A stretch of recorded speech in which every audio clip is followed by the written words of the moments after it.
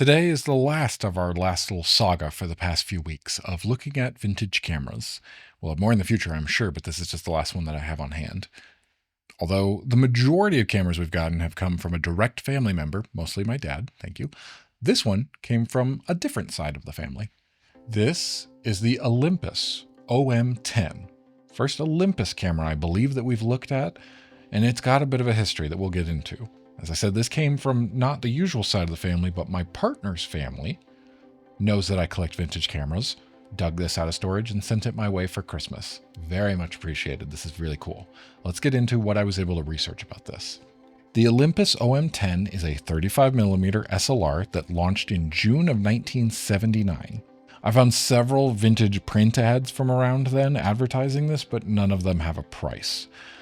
However, with a bit more digging, I found a Japanese ad with a list price of 58,500 yen, which, adjusted for inflation and then converted to US dollars for today, is $630.14. Not a cheap camera. Using a US dollar inflation calculator backwards, $143 in 1979? Now, when researching this camera, one of the big features that they had on all the ads was the automatic exposure. Like some of the other cameras that we've discussed before, this time period was when making photography more accessible was the moneymaker. The more people who have access to it, the more people who don't feel afraid of it, the more camera bodies you're going to sell, and lenses and accessories and everything, the more money you're going to make. So that's something that's going to continue for the rest of time as we know it, even all the way to today. The more accessible it is, although it's changed to the point where it's in your phone.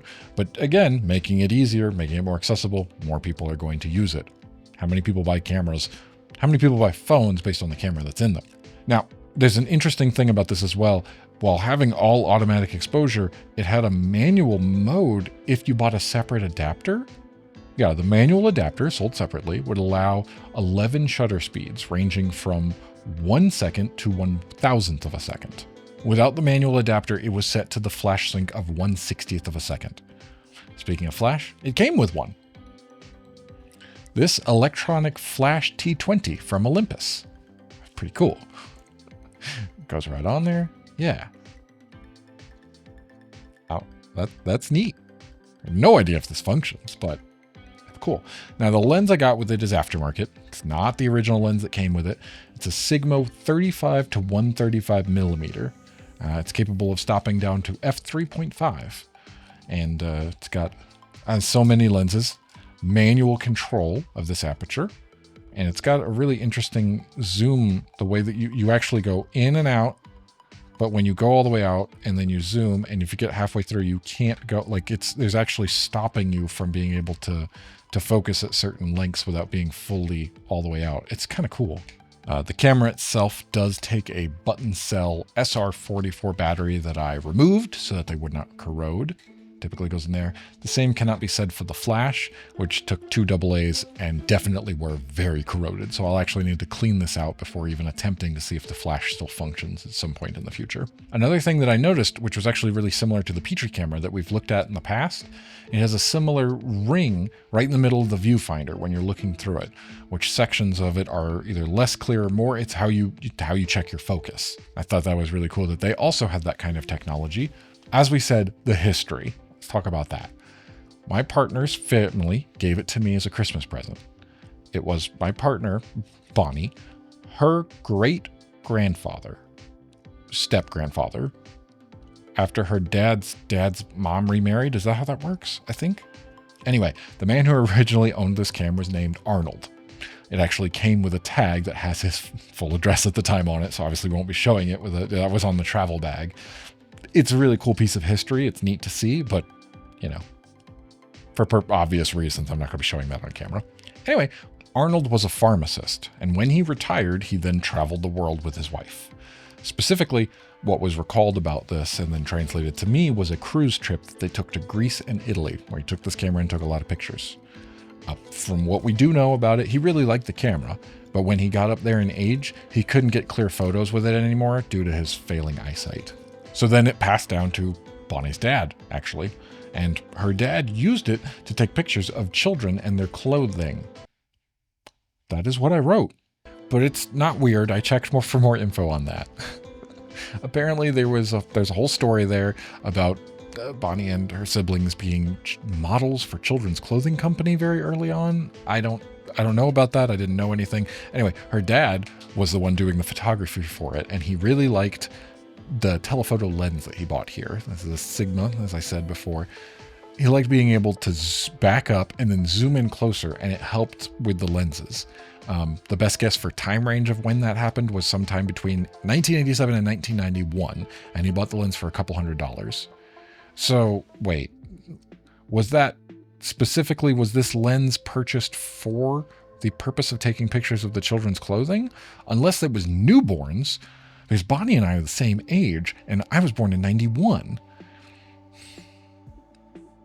Anyway, he used the camera, really enjoyed it, had a great time with it, and then stopped using it when his eyesight got too bad to get clear photos. That's interesting to me how it follows the same pattern. But now it has come to me where it has been researched thoroughly and enjoyed in these ways, and it will sit behind me on a shelf, at least until I can get around to setting up a darkroom like we've talked about before and learning how to actually develop film myself. It did come with a roll of film. I don't know if it was completely used or brand new and never had any exposures taken to it. It was in there and wound through the camera, and I had to pull it out and undo it and wind it back up and put it back into the cartridge. I have no idea how 20 plus years in storage would have affected the film though. But that was the history. Really cool to see and what I was able to look up. Unfortunately, didn't find a whole lot about this specific camera, but that's okay because we had that history there. I know now that older cameras like this, the wind-up nod you pull open and that opens up your film plate. You can get into here. That's where the roll of film goes. It goes over there so it can make the exposures pretty typical. Cameras all basically the same as far as that functions. I don't know if this works. I was unable to test it. It looks like it's got a couple different features here. You can see that you'll set your film sensitivity there, and you have a few different options where it can go to auto, or there's B up top, which usually stands for bulb, so I'm pretty sure that's one, or manual adapter if you had the adapter. And the adapter actually looked like it mounted onto the bottom and side of that camera. It was a big bulky thing that would go on there and allow you to do manual exposures, I guess.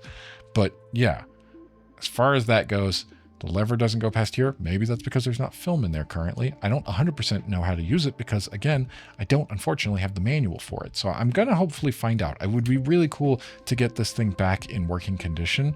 This is where you do the battery check. I did learn about that. If you want to have, if there was a battery in here, which again I removed, there's a self-timer option so that I guess you would put on, yeah, it goes all the way to there. And I'm pretty sure if it were in there, it would start counting down and then take the picture. And then you can check the battery there. What happens when you check the battery? I'm not entirely sure. It may light up in some way or do something else there. I will have to get batteries to see. Unfortunately, every year that this goes by, I also don't know what this is for. This one just says an R on it. I really hope I can find the manual at some point, but still, it looks really cool. And I like the Sigma lens that we've got on here. I'm a fan of these telephoto lenses. I've never seen one like this that has that like two-fold. It extends out. It only, like, when you've got it in this mode, you can only go from here to here. But when you extend it all the way out, then you have the full range of coming all the way over to here. You see that? It's really interesting how it's got that kind of locking design. But hey, it's a really cool old camera with a great history behind it. I'm happy. But that's it. Mostly a history lesson here with this one. Got a bit of family history, but I gotta be honest, I enjoy that just as much as being able to find out the details and specs on these old cameras. Knowing that it came and has a history and was passed down through a family and then made its way to me, I assume every camera that's back behind me has some kind of history, even if it was bought by a pharmacist or used by an actual photographer out in the field for years or whatever they did to earn a living with a camera. That's really interesting to me. I really enjoyed that much and knowing the history of it almost as much as just having the camera itself. So really cool. Thank you again for sending it to me. I appreciate it. It's going to join the ranks of the ones behind me. Maybe at some point I'll actually be able to use them. I'll put them to some kind of use. But you know what? If not, thankfully, they're serving all their purposes as exactly as I want to. So I'm happy about that. that'll be the end of this saga. We will get more cameras, I'm sure, in the future. I still get a text from my dad every once in a while going, hey, check out this auction. Are you interested in this? The last one he sent me was a camera. I wonder if I could still pull that. I don't think I can. I think the auction's already closed and they don't keep the pages up. But whatever it was, I looked at it and went, oh, wow, that's cool. It's the old Billow style, fan of that, looking through that stuff. By all means, if it goes for a reasonable price, 20, 40 bucks, something like that, that's about what I would pay for a vintage camera that's just going to sit on a shelf. It's decoration. And then it got up there in price and he messages me back and apparently looked it up and was like, that camera goes for $6,000. It was like, that was the high end. It was a couple thousand to up to $6,000. And I went, whoa, okay, nope, that one's out of range entirely. Anyway, I'm sure we'll have more in the future. And maybe at some point, I'll stop just talking about making a darkroom and I actually will.